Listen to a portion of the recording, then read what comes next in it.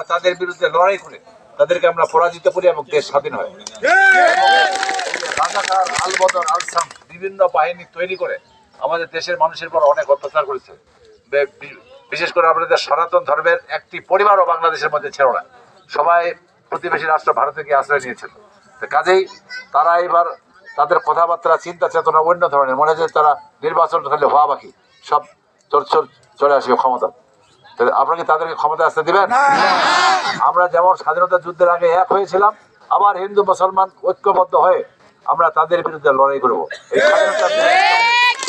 এবং 12ই ফেব্রুয়ারি তাদেরকে ব্যালটের মাধ্যমে আমরা পরাজিত করবো।